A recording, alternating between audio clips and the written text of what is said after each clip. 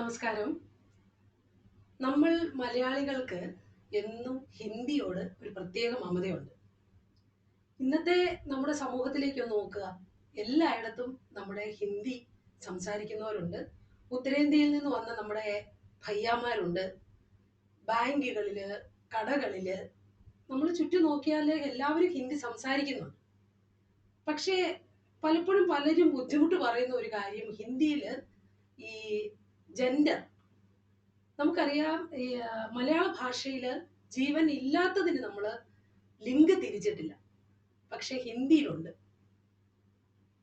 ഹിന്ദിയുടെ origin എന്ന് പറയുന്നത് ശരിക്കും അത് ഇൻഡോ യൂറോപ്യൻ ഫാമിലിയിൽപ്പെട്ടതാണ്. ജർമ്മൻ, ലാറ്റിൻ പോലുള്ള ഭാഷകളുടെ ഒരു കൂട്ടത്തിൽപ്പെട്ടതാണ്.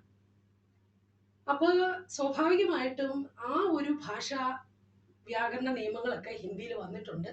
സംസ്കൃതത്തിൽ നിന്നാണ് ഹിന്ദി ഭാഷ ഉണ്ടായതെന്ന് നമുക്കറിയാം. ജീവനുള്ളതിനും ജീവൻ ഇല്ലാത്തതിനും എല്ലാം ഇങ്ങനെ ലിങ്ക് ഉള്ളത് പലരും ബുദ്ധിമുട്ട് പറയുന്നുണ്ട്. അപ്പം മേരായാണോ മേരിയാണോ, മേരി കിതാബ്, മേരാ കാഗസ്. കാഗസ് പുല്ലിംഗവും കിതാബ് സ്ത്രീലിംഗ ശബ്ദവും. അപ്പം നമ്മൾ മലയാളികൾക്ക് നമ്മുടെ മലയാള ഭാഷയിൽ ഇത് ഇല്ലാത്തത് കൊണ്ട് തന്നെ മലയാളികൾക്ക് ഇത് ഭയങ്കര ഒരു ബുദ്ധിമുട്ടാണ്. പലരും ഒരു കീ ആണോ കായാണോ എന്താ ചേർക്കേണ്ടത്, അതാണ് എനിക്ക് ഹിന്ദി ഭയങ്കര ബുദ്ധിമുട്ട്, ഇങ്ങനെയൊക്കെ പറയാറുണ്ട്. ഞാൻ ഇന്നിവിടെ നിങ്ങളുമായിട്ട് ഒന്ന് ഷെയർ ചെയ്യുന്ന ഒരു എളുപ്പ മാർഗം, പ്രത്യേകിച്ചും പുല്ലിംഗ ശബ്ദങ്ങൾ. ഞാൻ നേരത്തെ പറഞ്ഞു ജീവനുള്ളതിനും ഇല്ലാത്തതിനും എല്ലാം ജെൻഡറുണ്ട്. മേസ് സ്ത്രീലിംഗമാണ്, ലടുക്ക പുല്ലിംഗാണ്, നമുക്കറിയാം. അതൊരു ജീവനുള്ള ഒരു ആൺകുട്ടി. അപ്പൊ നമ്മൾ അത് ലടുക്ക, അത് അറിയാം. അതിന് സ്ത്രീലിംഗം നമ്മൾ പെൺകുട്ടിക്ക് ലടുക്കി എന്ന് പറയും. പക്ഷേ മേസ്, കാഗസ്, കുർസി ഇതൊക്കെ എങ്ങനെ നമ്മൾ അതിന്റെ ലിങ്ക് മനസ്സിലാക്കും? പുല്ലിംഗ ശബ്ദങ്ങള് ഹിന്ദിയിൽ തിരിച്ചറിയാൻ ഞാനൊരു എളുപ്പ മാർഗം നിങ്ങളുമായിട്ട് ഷെയർ ചെയ്യാം. അതായത് ശരിക്കും പറഞ്ഞ ഒരു നിയമം ഉള്ളതിന് ഹിന്ദി ശബ്ദങ്ങള് സംസ്കൃത ശബ്ദങ്ങള് കുറേയുണ്ട്. സംസ്കൃതത്തിലെ വേർഡ്സ് ഹിന്ദിയിൽ കുറെ വന്നിട്ടുണ്ട്. ഹിന്ദിയുടെ സ്വന്തമായ ശബ്ദങ്ങൾ ഹിന്ദിയിലേക്ക് ഹിന്ദി ഭാഷയുടെ ഭാഗമായിട്ടുണ്ട്. അത് പലതിൽ നിന്നും അറബി, പേർഷ്യൻ ലാംഗ്വേജുകളിൽ നിന്നൊക്കെ വന്നു കയറിയ ഇതെല്ലാം കൂടി കാലാകാലങ്ങളിലായിട്ട് സംസ്കൃത ഭാഷ ഉരുത്തിരിഞ്ഞ് ഹിന്ദിയിലേക്ക് വന്നപ്പോൾ ഈ പദങ്ങളെല്ലാം, ഈ വാക്കുകളെല്ലാം അതിലേക്ക് കടന്നു വന്നു.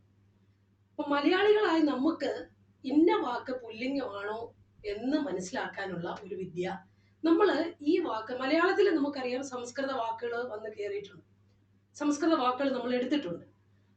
മലയാളത്തിലും ഹിന്ദിയിലും ഒരുപോലെ ഈ വേർഡ്സ് ഉണ്ടോ എന്ന് ആദ്യം ഒന്ന് ജസ്റ്റ് നോക്കുക. അതായത് ദുഃഖ്, സുഖ്, മേഘ്, അതിന്റെയൊക്കെ മലയാളം എന്താ? ദുഃഖം, സുഖം, മേഘം, അല്ലേ? അപ്പം എന്നൊരു ഉച്ചാരണം സുഖം മലയാളത്തിൽ ഉണ്ടോ നോക്കുക. അങ്ങനെയുള്ള വാക്കുകള് എല്ലാം പുല്ലിംഗ ശബ്ദങ്ങളായിരിക്കും. സുഖ്, ദുഃഖ്, വിവാഹ്, അങ്ങനെയുള്ള വാക്കുകളെല്ലാം പുല്ലിംഗ ശബ്ദങ്ങളായിരിക്കും. അതുപോലെ തന്നെ ഹിന്ദിയുടെ തനതായ വാക്കുകള് പുല്ലിംഗ ശബ്ദങ്ങളായിട്ട് വന്നിരിക്കുന്നത്. ഇപ്പൊ ഞാൻ മുമ്പ് പറഞ്ഞ പോലെ ലടുക്ക, ബച്ച, അല്ലേ? അതിന്റെയൊക്കെ ബഹുവചനം എന്ന് പറയുന്നത് എന്താണ്? ലടുക്കേ, ബച്ചേ. ആ കാരാന്തിൽ അവസാനിക്കുന്ന ശബ്ദങ്ങൾ. ഇപ്പൊ ലടുക്കായുടെ ബഹുവചനം ലടുക്കയാണ്. അതാണ് ബഹുവചനത്തിന്റെ ഒരു നിയമം. നമ്മള് ശബ്ദങ്ങൾ ലിങ്കിന്റെ നമ്മൾ മനസ്സിലാക്കാനായിട്ട് പെട്ടെന്ന് അതിന്റെ ബഹുവചനം എന്താണെന്ന് നോക്കിയാൽ തന്നെ നമുക്ക് പിടികിട്ടും.